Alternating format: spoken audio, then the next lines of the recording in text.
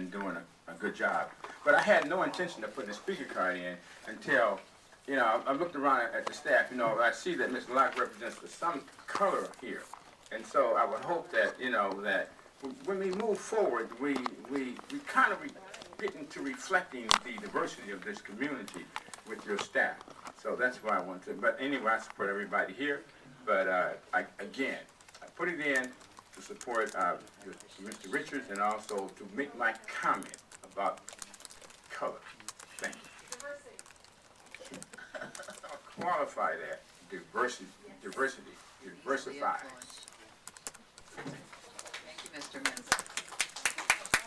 Okay, now board discussion on contract for chief financial officer for input and discussion.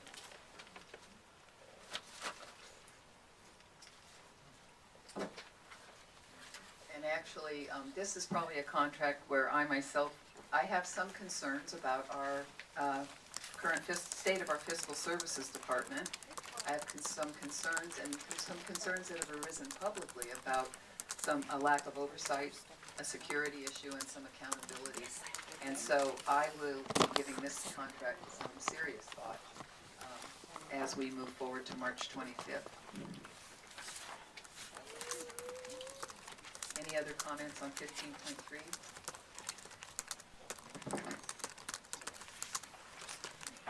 What do you mean? Oh, no. No, I'm serious, because the contracts that we voted on were legal documents that will go on, so I'm not sure what. Well, Mrs. Denler, just to explain where we're at in this process, is this board has to take action based on our January 18th vote. We are taking action on these contracts. And this is a time when board members sitting here, current board members, last April I asked, and I was hoping to avoid what we have been through in the last year, is I asked last April 23rd that this vote be postponed until the new board was seated, and I did not get a second at that time. And I asked that it be delayed so that we wouldn't go through any sort of grief, but it was rushed through in April, and the situation, I didn't want to go back over all this history, I'd rather move on. No, that's fine. But the idea was those contracts had to be revised and cleaned up, and that's what we've had to confront. And at this point, this current board must take action on these contracts, and this current board is entitled to vote any way this current board chooses to vote. And so it's a new action that this board takes. So that's why, you know, our names will be on these contracts, and it is this current board sitting here today who signs off on these contracts. So we are asked, it is not a rubber stamp situation. We're asked to just simply make a decision based on our thoughts. You know, so today is not the time to go into how we might vote. It's the time to discuss what concerns or information we have.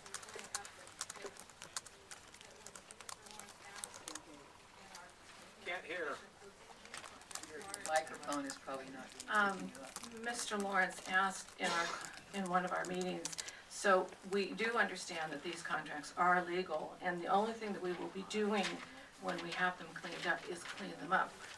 These people's contracts have their contracts until 2014, and it was, yes, and that was exactly the intention before we took the vote. So I'm feeling like we are perhaps, we said that's what we agreed that we were thinking in January when we voted, and now we are in March, and all of a sudden we're talking about new contracts, but we already have old ones that are legal, and so I think it's good for us to know that we're going to be, if we choose to make any changes, we have legal contracts with these 5 people. Well, board members are going to be free to vote however board members choose to vote. That's the way it works. And we will be voting on March 25th on these contracts. So board members, our names are on them. We make a choice. Okay, any other comments on 15.3? Then I would go to 15.4, amended contract for general counsel for public input and board discussion. And before we discuss that, I will say that I did get a question that came up previously. There was something in the April 23rd, the contract that was attached to the agenda on April 23rd had mentioned in there about something called Exhibit A. And so what I did was I emailed personnel, I believe, back a couple months back before I started working with Mr. Combs, and asked if I could get a copy of Exhibit A that was mentioned in Mr. Rowland's contract. And when it was sent to me, it was the job description. So I included that job description on with this item because people had questions in the public that had been emailed to me about what was Exhibit A. So I verified with personnel Exhibit A was Mr. Rowland's job description, and they sent me that document so that clarified that piece of the contract as well. So that's just a clarification. So, conversation on 15.4. I'd like to have some discussion. I'm not going to debate the validity of the contracts or not, but I do want to make some comments. I've been sitting on this board for 3 months now, and there's been a lot of controversy, which I was not expecting. I've been out meeting with various groups of people, labor unions, individuals, and I'm hearing a lot of negativity. There's a lot of things said like I've had comments such as we're just watching our backs for fear of losing our jobs. We don't ask questions, we just go with the party line. You get 10 minutes of administrative time for a very important meeting. Morale is extremely low. We can't even use our email without it being monitored. At this time, I'm seeing that there's a real lack of trust and relationship building and respect for some of our top leaders in the district. And I think that it's time that we now take steps towards looking at new leadership for Mount Diablo. And obviously, my commentary is that I will not support a contract extension for our general counsel.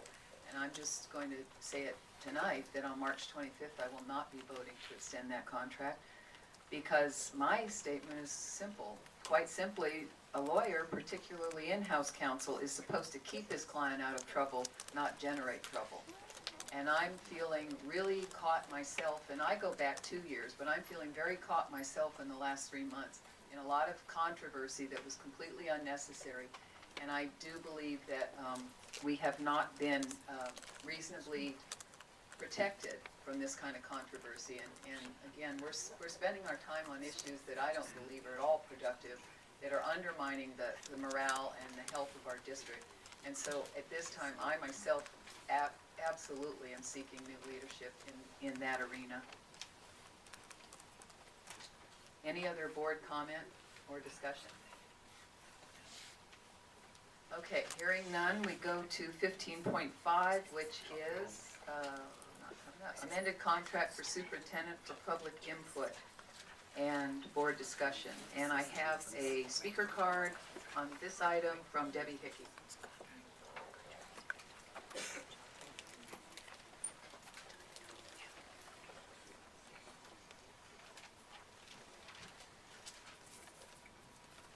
Good evening, President Hansen, board members, council.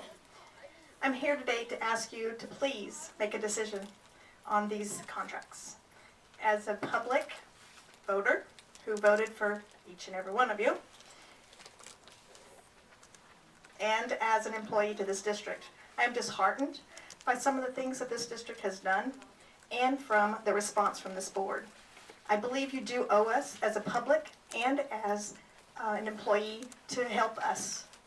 And if you can't, then we need to do something different, and I apologize for that. But it is not something that we choose to do every day by coming to this board and listening to all the things that are happening here and not seeing anything done. It is also disheartening to go to work every day and know that we are getting nothing from any support, but a lot of criticism. And I think it's time for you to do something, and I request that you do it. Thank you. Thank you, Ms. Hickey. I think that's the only card, or is this one? No, that's the only card. Okay.